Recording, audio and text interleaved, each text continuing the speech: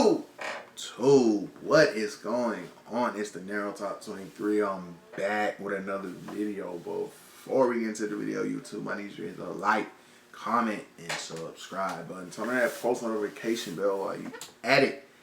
Today we got a career that never took off. Shabazz Muhammad, man. Let's get straight into it.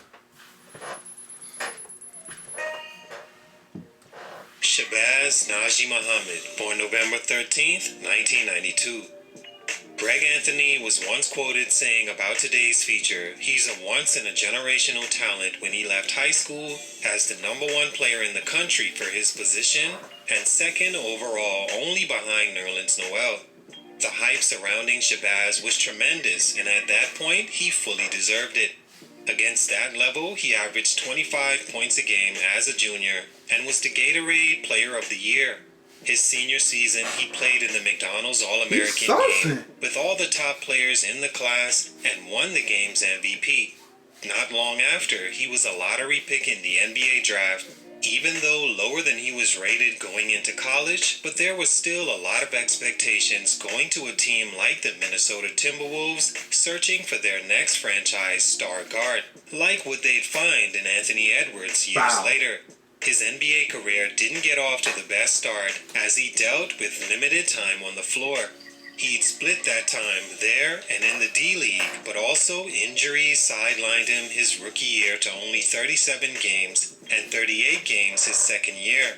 He was finally playing well at over 16 points a game, being named to the All-Star Weekend Rising Stars game before he was injured again, but this time the injury required surgery and his season was done early.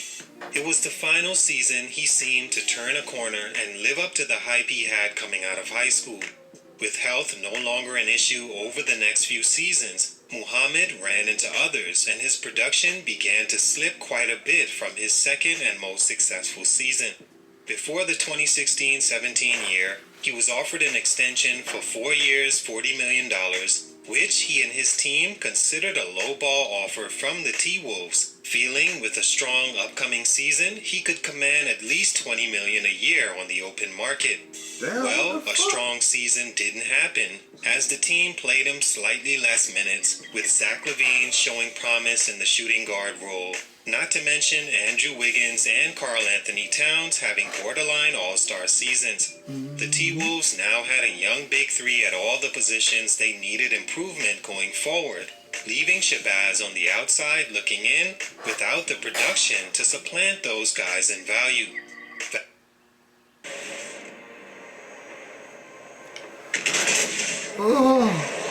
I'm tired of hell. I ain't gonna lie, Value YouTube. is a good word because from there, the $40 million he turned down quickly seemed like a loss of much of it, as he only played one more season thereafter, splitting time between Minnesota and Milwaukee.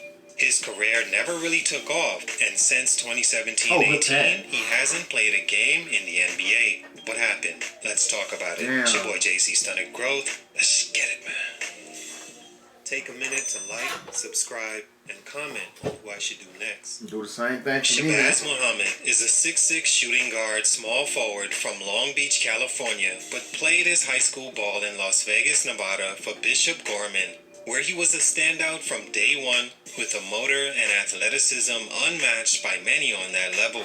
By junior year, he was the best player in the state according to Gatorade, and as a senior, winning the Naismith Player of the Year and USA Mr. Basketball, running through All-American games, constantly proving he was a top player in the class. In hindsight, not a strong one. Nonetheless, it said a lot about his advanced development, which is why Kentucky, UCLA, Duke, and Kansas wanted his services, he ultimately choosing UCLA, where he had a decent freshman season on paper, but was seen by many as just a volume shooter given the green light to shoot at will that didn't play defense and didn't develop other dimensions of his game. Still, he was interesting, seeing as a story broke toward the end of the season that Shabazz was in fact a year older than his class at 20, and not the 19-year-old his father said he was, even trying to bury the story in the media about it. His draft stock slipped because of it, along with his play that didn't exactly pass the eye test like it did on paper. Stunt number 1, confidence lost early on. In competition, your best weapon is belief in yourself. It starts with that and is followed by the talent you have to work with and how dedicated you are to making sure you polish that talent to where you can consistently play to the best of your abilities. When you lose confidence at any point, you lose your roadmap and your talent has no direction. Confidence is key because without you having it yourself or someone else that matters having confidence in you, opportunity becomes less and less, and that's what happened to Shabazz Muhammad initially. Mainly the Timberwolves losing confidence in his unproductive first few seasons. He came to the Wolves after being drafted by the Utah Jazz and traded on draft night for Trey Burke and the 21st pick. Muhammad found the NBA much more difficult than previous levels, and by January his rookie year, he was already demoted to the D-League and buried on the bench playing just 8 minutes. He also dealt with an injury to his MCL that cut his season short on a not-so-good note. All this can shake a player's confidence as well as the team's confidence in the player, as he's not productive for them, hurt or not. The best ability is availability. His first 2 seasons, Shabazz wasn't always available. His second season, where he was playing well, was marred by injury and lack of opportunity. By the beginning of his third, Minnesota had found a few other options more suited for where they wanted to head, which Muhammad's development on the NBA level was moving in a different direction. Whether he lost confidence in himself or the team lost more in him, they showed what they thought of his value in the 4 years, $40 million they offered him in 2016, to which he famously turned down, never to see an offer like that again. Stunt number 2, circumstances beyond control.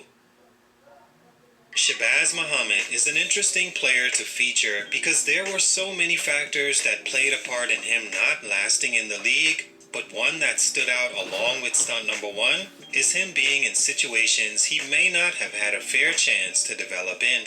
In just his second year, his Minnesota team drafted Zach LaVine with the 13th overall pick, who played the exact position as Muhammad and was much more suited for the NBA, offering more potential.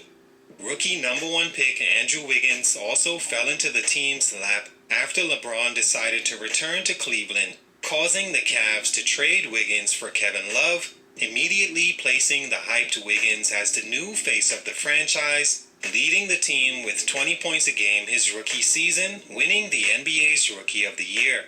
By 16-17, LaVine, Cat, and Wiggins pushed Muhammad out the rotation and outside the team's future building blocks. By the 17-18 season, LaVine was traded to the Bulls for Jimmy Butler, and the team acquired Derrick Rose. Opportunity became less for Shabazz, eventually being traded to another team in Milwaukee that didn't have the opportunity he needed to show he was worth not just a significant spot on the roster, but that big payday he bet on himself to get. He played 11 games for the Bucks to finish out the 2017-18 season, and after preseason the following year, he was... I know they ain't tell him to pose like that. Why is he looking like that? This shit be out of hand. Stunt number 3, lack of necessary development. To say Shabazz Muhammad isn't a better player today than he was in high school or college or even early on in the NBA would be a lie. But he didn't develop the skills the team needed in a timely fashion and played himself out of opportunity once again. He still couldn't go right, even today if you watch his highlights overseas. He always makes his move going left first, and if for whatever reason he has to go right, he reverts back to the left side to finish. It's something he got away with on levels before the NBA and the levels he's played since the NBA, but in the league, teams notice this and are better at strategizing against it. Not being able to adjust makes it hard for a team to invite the now 30-year-old back to the fold. He also struggled with inconsistency as a deep shooter, mainly in attempts, as he didn't show comfortability behind the arc at 1 attempt per game as a shooting guard. As far as on the defensive side of the ball, Shabazz has been lackluster since his UCLA days, and not much changed in the NBA. In 2015-16, he was ranked second to last in defensive real plus minus by ESPN, ahead of only JJ Barea. This was a knock on his game entering the league and never got much better, along with the lack of necessary development all around. After being waived, Muhammad embarked on an overseas journey all over the world, lastly signing on to stay in China earlier this year, still hoping for an NBA call to come his way. All in all, Shabazz Muhammad is a case of not being suited for where the game was headed development-wise, causing a lack of opportunity and time going by that completely took his time in the league away. He had it all at one point and made the NBA to his credit, but his career didn't take off like expected, and for these reasons, his growth was stunted. Salute, much respect, it's your boy JC Stunted Growth, and I'm out. I remember Shabazz Muhammad. I remember watching that for a little bit. But maybe he can get back to the league. You never know, man. He's only 30. It's not like he will push him 40. You don't know. But you, if you're rocking with this channel, man, go ahead and leave me a like, comment, subscribe. Give me 2,000 subs, man. Catch me on the next one.